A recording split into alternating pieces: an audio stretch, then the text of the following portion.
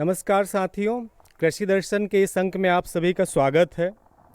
कृषि को हमेशा एक सीमित अर्थों में हम समझते आए हैं।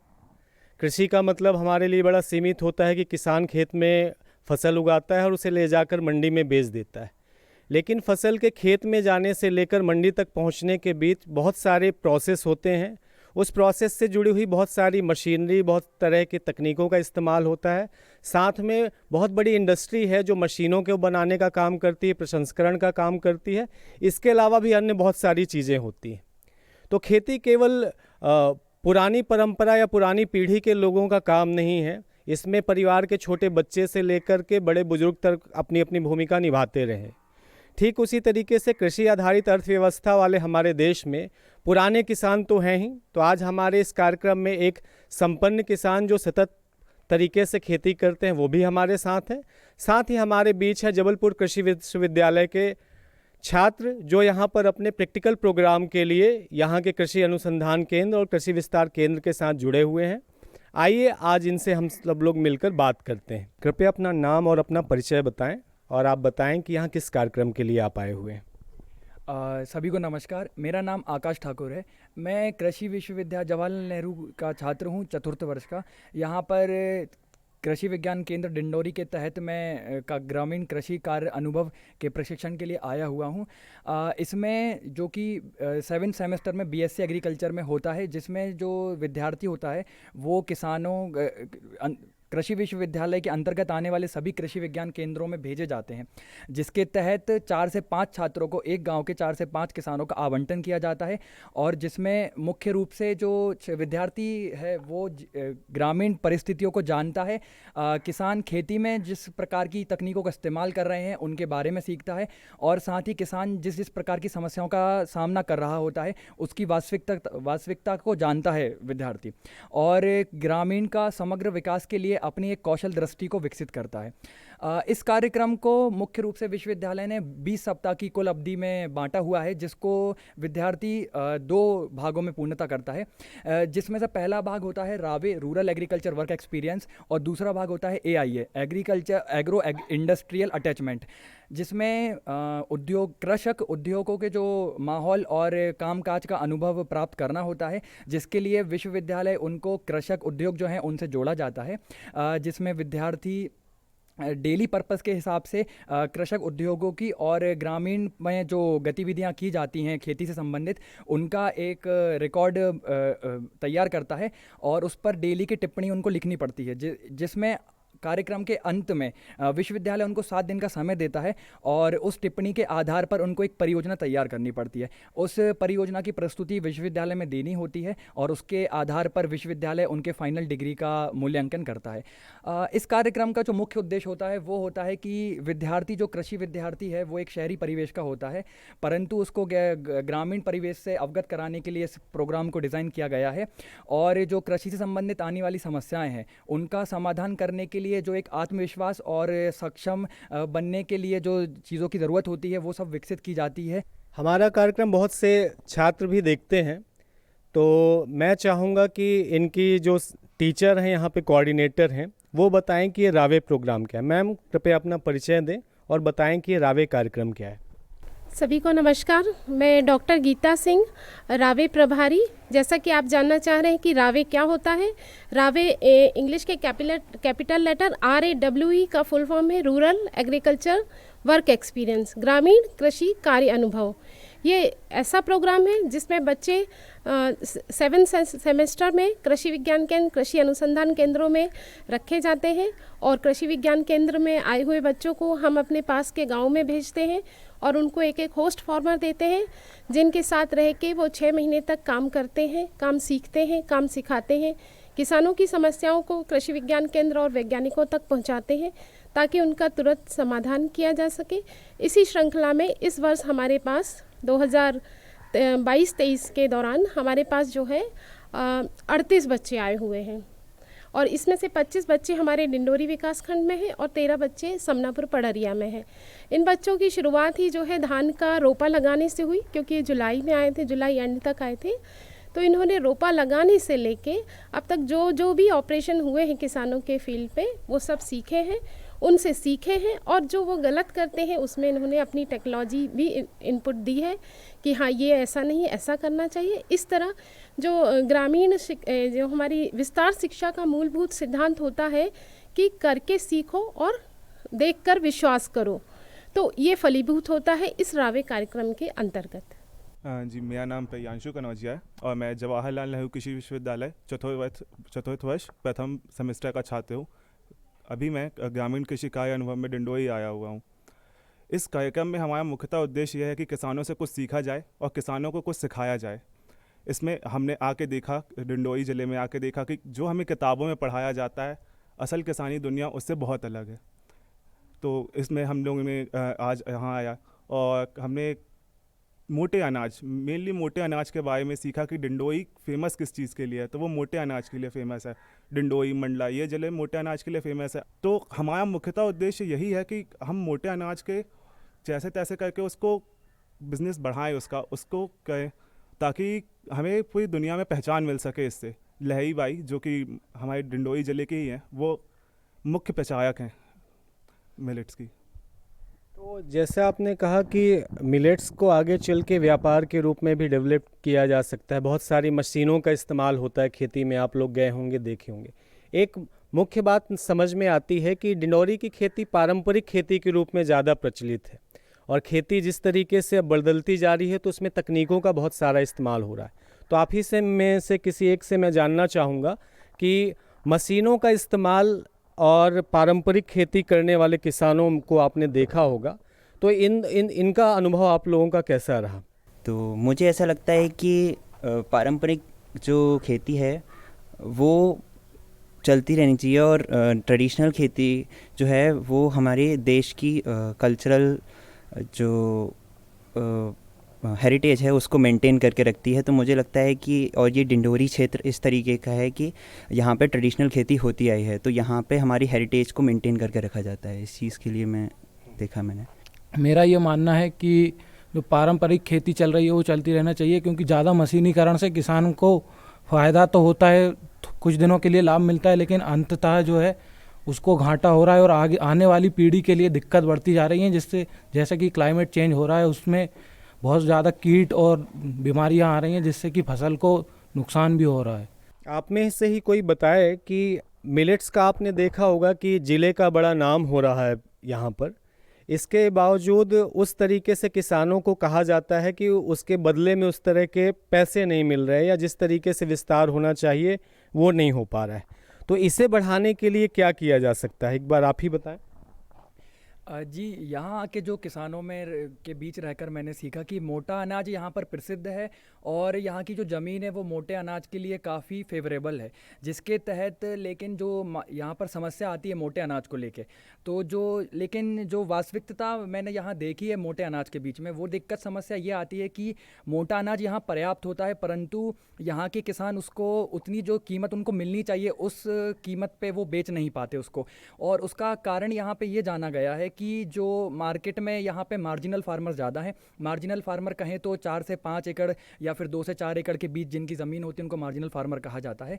तो इतने कम एरिया में अगर मोटा अनाज उगाया जा रहा है तो उसकी जो ग्रेडिंग होनी चाहिए वो ग्रेडिंग कहा जाए तो जैसे हर एक जो मोटा अनाज है वो एक सा दिखना चाहिए, जो कि मार्केट में एक अच्छा दाम पाए और अच्छी कीमत में बिके, जिससे मुनाफा हो किसान को।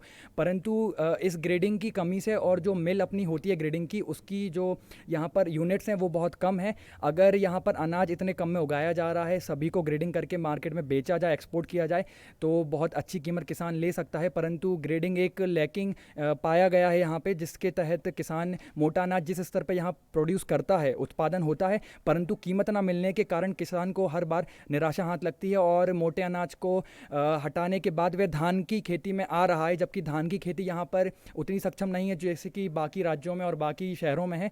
तो मेरा मानना ऐसा है कि जहाँ मार्केटिंग एक बहुत बड़ी कमी नज़र आ रही है जो कि मोटे अनाज को पीछे कर रही है डिंडोरी जैसे ज़िले में। सवाल ये भी होता है कि आप लोग अभी इतने दिन से यहाँ हैं तो कहीं ना कहीं मिलेट्स खाने को भी मिला होगा, उसको लेकर अनुभव कैसा रहा? कौन कौन सा मिलेट आपने टेस्ट किया है? जी, मेरा नाम आज़ाद पटेल है। मैं J1 KV का 4th ईयर का छात्र हूँ। मैंने ओट्स खाए हैं, कोदो, कुटकी, रागी। उनका टेस्ट बिल्कुल राइस और वीट की तरह ही है, बट ये और उससे न्यूट्रिशियस है। इसमें प्रोटीन और फाइबर की क्वालिटी ज़्यादा है, क्वांटिटी, और ये भी टेस्ट में वैसे ही हैं और न्यूट्रिशियस हैं। तो आपके घरों में कभी इस्तेमाल होता रहा है कोदो कुटकी? नहीं, मैंने ज़िंदगी में पहली बार यहीं पे आके देखा है डिंडोरी में। आप लोगों को बताएंगे कि कोदो कुटकी के ये फ़ायदे हैं और इसे इस्तेमाल करना चाहिए?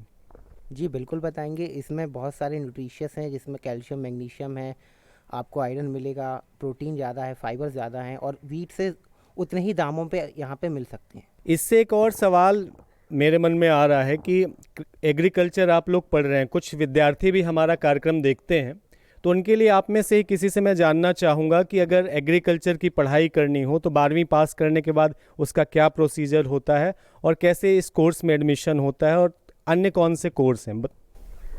नमस्कार आप सभी को। हमारा नाम सौरभ कुमार पाठक है। जवाहरलाल नेहरू कृषि विश्वविद्यालय 4th ईयर का मैं छात्र हूँ। आप सभी को मैं बताना चाहता हूँ, अगर आप कृषि की पढ़ाई के लिए आप इंटरेस्टेड हैं तो आप 12वीं के बाद आपको एक व्यापम से आयोजित परीक्षा मध्य प्रदेश PAT जो आपको पार करनी पड़ेगी। उसके बाद आपका सिलेक्शन जो है सरकारी कॉलेज संस्थान में हो जाता है।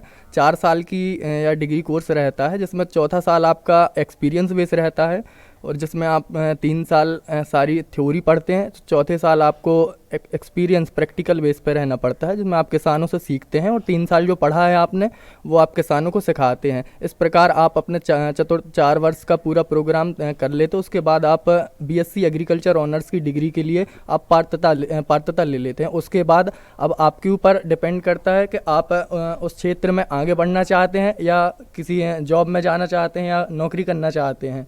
हमारा मानना यह है कि अगर आप कृषि क्षेत्र में आते हैं तो आपको जॉब की जगह पे अपने देश में कृषि का विकास कैसे हो, आप कैसे विकास कर सकते हैं अपने देश में कृषि का, उस पर ध्यान देना चाहिए। इसके अलावा आप लोग चूँकि फील्ड में रहे हैं और कुछ लोग आप में से शहर से होंगे, कुछ लोग गांव से होंगे, लेकिन डिंडोरी का जो इलाका है वो थोड़ा मुख्यालय से थोड़ा दूर पड़ जाता है। इसके अलावा आदिवासी अंचल होने की वजह से थोड़ा अलग तरह के चैलेंज भी होते हैं। तो आप लोगों के फील्ड एक्सपीरियंस में भी कुछ चैलेंज आएंगे, आप में से कोई बताना चाहेगा? जी, मेरा नाम अक्षत ताम्रकार है। जैसे कि आप सभी ने अभी जैसे कि हमारा रावे एक्सपीरियंस चल रहा है, तो हमें यहाँ पे जब हम शहर से यहाँ कृषि विज्ञान केंद्र डिंडोरी आए तो हमें काफ़ी अलग अलग प्रकार के चैलेंजेस यहाँ फेस करने पड़े, जो कि हम शहरी परिवेश में तो हमें नहीं फेस करने पड़े, पर यहाँ आके जैसे क्या बोलते हैं, किसानों के खेत से अपने घर की दूरी और ट्रांसपोर्टेशन और रहने और बाकी मूलभूत सुविधाओं से लेकर कुछ समस्याएं हमको फेस करनी पड़ी। पर जैसे कि भारतीय किसान हर समस्या को ओवरकम करता है, वैसे ही इसी रावे प्रोग्राम में हम कृषि छात्र सारे ही समस्याओं को ओवरकम करते हुए अपना रावे का कार्य संपूर्ण कर रहे हैं। तो आपके ऑब्जर्वेशन में किसानों के क्या समस्याएं हैं, उनको क्या चैलेंज फेस करना पड़ता है? जैसे कि यहाँ पे काफ़ी मार्जिनल फार्मर्स, हमारे साथी ने बताया मार्जिनल फार्मर्स है। यहाँ पे किसान को इरिगेशन से रिलेटेड बीज और हार्वेस्टिंग जो भी है, यहाँ मैकेनाइजेशन काफ़ी कम स्तर पे है। किसान ट्रैक्टर का इस्तेमाल काफ़ी कम करता है, देसी हल और बैलों का इस्तेमाल जोतने और बखरने के लिए करता है।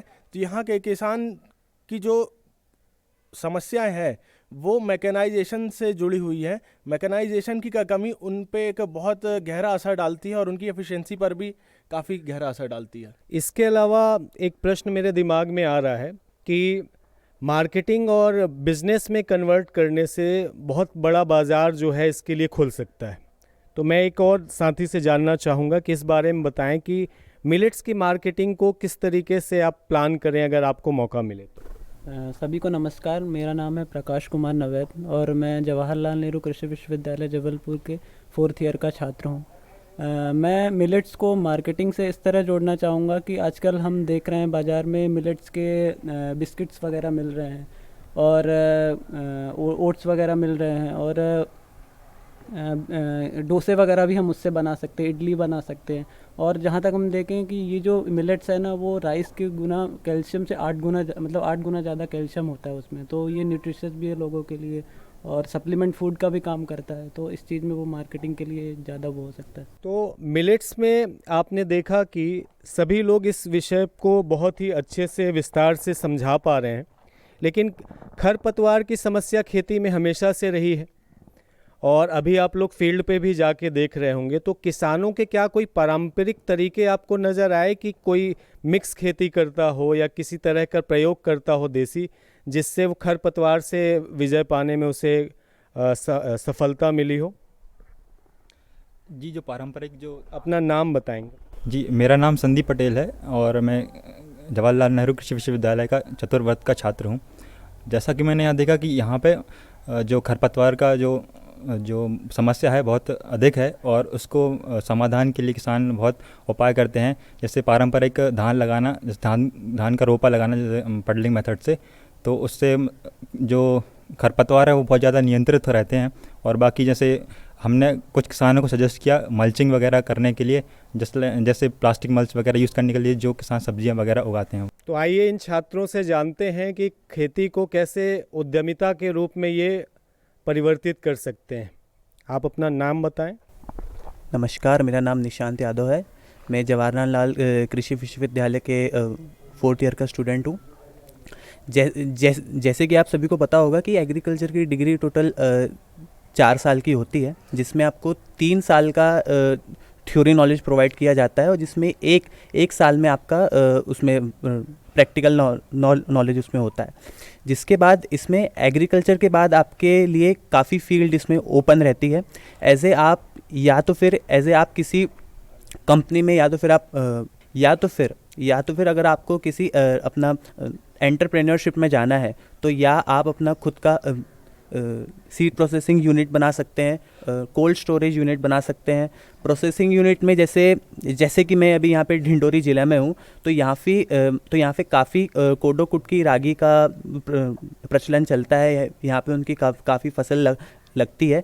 तो यहाँ पे ढिंडोरी में काफ़ी ज़्यादा कोडो कुटकी की प्रोसेसिंग होती है, जिसमें ढिंडोरी ज़िला में कोडो कुटकी के बिस्किट, पास्ता, कुकीज़ वगैरह बनाए जाते हैं।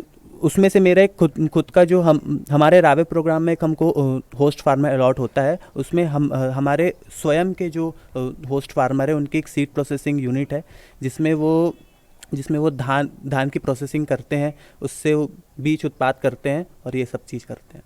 तो इन छात्रों के बीच में केवल किसान या कृषि उद्यमी ही नहीं है, यहाँ पर कृषि को साहित्य के माध्यम से लोगों में जागरूकता फैलाने वाले, किसानों के प्रति संवेदनशीलता फैलाने का काम कराने वाले कुछ छात्र भी हैं। तो आइए ऐसे ही एक छात्र से मिलते हैं। अपना नाम बताइए। नमस्कार, मेरा नाम सौरभ कुमार पाठक, जवाहरलाल नेहरू कृषि विश्वविद्यालय 4th ईयर का मैं छात्र हूँ। आप सभी कल बहुत ही सुंदर एक किसान के ऊपर कविता में पढ़ रहा था, आप लोगों के सामने मैं व्यक्त करना चाहता हूँ कि कड़ी धूप में दिन भर पसीना बहाने वाला यह किसान ही 100 करोड़ देशवासियों के घर बैठे भोजन की व्यवस्था करता है। किसान त्याग व तपस्या का दूसरा नाम है। कोई भी मौसम हो, चाहे लू, गर्मी, सर्दी या मूसलाधार वर्षा हो, वो अटल हिमालय की भांति खेत की मेड़ पर खड़ा नजर आता है। वह देश का इंसान किसान कहलाता है। धन्यवाद। ठीक है, तो आइए जानते हैं उनसे कि मिलेट्स क्या है। एक बार सर अपना परिचय दें और बताएं कि मिलेट्स का न्यूट्रिशन वैल्यू क्या है, इतनी मिलेट्स के बारे में क्यों बात होती है। मेरा नाम अवधेश पटेल है, मैं कृषि विज्ञान केंद्र डिंडोरी में कार्यरत हूँ। जैसा कि आपने बताया कि यहाँ पे मिलेट्स की खेती बहुत ज़्यादा होती है, तो जैसे हम भी जब से आए हुए हैं तो देखते हैं कि जो भी मिलेट्स हैं हमारी, लगभग सभी प्रकार की मिलेट्स यहाँ डिंडोरी ज़िले में होती, चाहे कोदो, कुटकी, रागी, चीना, सांवा, ज्वार, बाजरा, ये सभी प्रकार की मिलेट्स हमारे डिंडोरी ज़िले में हो रही हैं और किसान उगा भी रहे हैं। और जिनकी न्यूट्रिशन वैल्यू की बात आती है तो इसमें सभी प्रकार के जो पोषक तत्व हैं वो अधिक मात्रा में पाए जाते हैं। अन्य खाद्यान्न फसलों की तुलना में अगर हम बात करें तो चाहे वो प्रोटीन हो, विटामिन हो, कार्बोहाइड्रेट हो, जो हमारे खनिज लवण हैं वे अधिक मात्रा में इनमें पाए जाते हैं। और जो किसान भाई इनको खाते हैं तो उनको कभी पोषण की समस्या यहाँ पर नहीं होती है। और चूँकि हमारे मध्य प्रदेश का एक ही अनुसंधान केंद्र जो कोदों पर काम कर रहा है और जो हमारे मिलेट्स हैं उस पर रिसर्च सेंटर है, इसके माध्यम से हम लोग विस्तार करते हैं, इसके क्षेत्र विस्तार में कि कैसे इसकी उत्पादन को बढ़ाया जाए, कैसे इसके न्यूट्रिशियस वैल्यू को बढ़ाया जाए। न्यूट्रिशियस वैल्यू को बढ़ाने के लिए इसको वैल्यू एडिशन करते हैं। जैसे हम लोग देखते हैं कि रागी, जैसे हम बात करें तो रागी का पास्ता बनाते हैं, रागी के बिस्किट बनती है यहाँ पर, रागी की कुकीज़ बनाते हैं, खीर जैसे अपनी कुटकी है तो उसकी खीर बनती है, उपमा बनता है ज्वार का, ज्वार की रोटी, ज्वार की पूड़ी, है ना। कई प्रकार के उत्पाद बना करके इसको वैल्यू एडिशन करके अगर हम बेचते हैं या खाते हैं तो उसके ज़्यादा पोषक तत्व उससे मिल सकते हैं। मैम, मैं आपसे जानना चाहूँगा कि रावे के लिए जो बच्चे आते हैं, कई सालों से आ रहे होंगे, और वो जब फील्ड में किसानों के बीच जाते हैं तो रावे का क्या आप असर देखती हैं ज़मीन पर, जब किसानों के बीच, आधुनिक शिक्षा लेने वाले बच्चों के बीच जब संवाद होता है तो उसका क्या असर आपको ज़मीन पर दिखता है? रावे के बच्चे जब फील्ड पे जाते हैं और किसानों से परिचित होते हैं तो शुरुआती दिनों में तो किसान उनसे दूर भागते हैं, बात भी नहीं करते हैं। धीरे धीरे जब निरंतर मिलते हैं तो वो दोस्त हो जाते हैं। और मैंने अक्सर देखा है कि जब रावे के बच्चे जाने लगते हैं तो हमारे किसान कई बार रो देते हैं। मतलब इतना जो 4 महीने के निरंतर संपर्क में हमारे स्टूडेंट जो कॉन्टैक्ट्स बनाते हैं और जो रिलेशन मेंटेन करते हैं वो बहुत वैल्यूबल रहता है। और ये कई बार हम ये भी देखते हैं कि बच्चे और किसान आपस में कई सालों तक जुड़े भी रहते हैं। तो रावे का जैसा उद्देश्य है कि बच्चे किसानों के पास जाएं, उनके साथ रहें, उनके साथ काम में हेल्प करें। ये सिर्फ हेल्प नहीं होती, ये उनका सीखना भी होता है। और इस दौरान किसान भी अपनी समस्याएं बच्चों को खुल के बताते हैं और ये बच्चे हमको वो समस्याओं से अवगत कराते हैं ताकि हम उनके लेवल पे, उनकी परिस्थितियों के हिसाब से समाधान उनको बता सकें। तो रावे का प्रोग्राम सिर्फ ये कोर्स नहीं है, एक लाइफ लॉन्ग लर्निंग हो जाती है बच्चों के लिए। क्योंकि जब वो ये पढ़ने के बाद BSc एजी के बाद MSc एजी के बाद जब ये बाहर जॉब में जाते हैं तो ये जो 4 महीने 6 महीने गांव में रहने का अनुभव रहता है और जो उनका जो रेजिस्टेंट पावर, सस्टेनेबिलिटी कह लीजिए कि आप कैसी भी परिस्थिति में हमारे बच्चे सरवाइव कर लेते हैं और हर परिस्थिति में समाधान खोज लेते हैं। कई बार ये लंबा फील्ड पैदल चले जाते हैं। तो ये जो थ्योरी पढ़ने वाले बच्चे हैं फील्ड में आने के बाद एक्सपर्ट हो जाते हैं। किस चीज़ के लिए कि जो इस पढ़ाई के बाद जो अपनी दुनिया में जाएंगे, कुछ जॉब करेंगे, काम करेंगे तो वो उसके लिए सक्षम हो जाते हैं। तो ये रावे सिर्फ कृषि से संबंधित नहीं है, लाइफ लॉन्ग लर्निंग हो जाती है उनके लिए और वो हर तरह से अपने आप को सक्षम पाते हैं। और जाते समय मैंने तो हर वर्ष यही देखा कि बच्चे जब जाते हैं तो वो घर जाने की खुशी तो महसूस करते हैं, लेकिन वो यहाँ किसानों को छोड़ के और कृषि विज्ञान केंद्र को छोड़ के जाने में दुख भी महसूस करते हैं। तो ये अच्छा कार्यक्रम है। और लेकिन मुझे अफसोस है कि जब हम लोग पढ़ रहे थे तब ये प्रोग्राम नहीं था और अब है। तो मेरा पूरा प्रयास रहता है कि बच्चे ज़्यादा से ज़्यादा सीखें। हम उनसे गाँव में सर्वे करवाते हैं, हम गाँव ग्रामीणों के साथ मिलकर PRA प्रोसेस कराते हैं। PRA एक पार्टिसिपेटरी रूरल अप्रेजल होती है जिसमें बच्चे गाँव का पूरा नक्शा वक्शा तैयार करके सर्वे निकालते हैं। मतलब पूरी A to Z इन्फॉर्मेशन निकाल के देते हैं कि मैडम इस गांव में ये है। मतलब वो हमें तो सब पता रहता है लेकिन हम बच्चों से करवाते हैं। और पार्टिसिपेटरी का मतलब ही है कि गांव के बुज़ुर्ग किसान, बुज़ुर्ग महिला, मास्टर जी, सरपंच जी, युवा युवती, ये सब शामिल हो और उनका ये PRA एक्टिविटी जो है इसमें पार्टिसिपेट करके गाँव की एक्चुअल सिचुएशन को पेपर में ला के हमको दें ताकि हम इसके आधार पे आगे के कार्यक्रम निर्धारित कर सकें। तो बच्चे ना सिर्फ PRA करते हैं, इसके साथ साथ किसानों के साथ रह के जो आपका ये होता है परंपरागत कृषि ज्ञान, इसको भी डॉक्यूमेंट कर रहे हैं। और साथ ही हमने ये भी बोल रखा है कि हर बच्चा अपने किसान के साथ एक नई एक्टिविटी करेगा। सपोज किसी के पास वर्मी कंपोस्ट नहीं है तो हमारे बच्चे को हमने बोला कि आप वहाँ वर्मी कंपोस्ट बनवाओगे। किसी का ऑर्चर्ड है उसमें थाले नहीं है तो ये थाले बनवाएंगे। ये हमारे फ्रूट्स प्लांट है, इनमें अगर कीड़े मकोड़े लगते हैं तो बोडो पेस्ट लगवाएंगे। इस तरह हर बच्चे को एक एक एक्टिविटी असाइन की है कि आपको ये करना ही है और इसका 2 पेज का राइटअप और पूरे फोटोग्राफ्स के साथ हमको देना है। आज के कृषि दर्शन कार्यक्रम में फ़िलहाल इतना ही। मिलते हैं फिर अगले अंक के साथ, तब तक के लिए नमस्कार।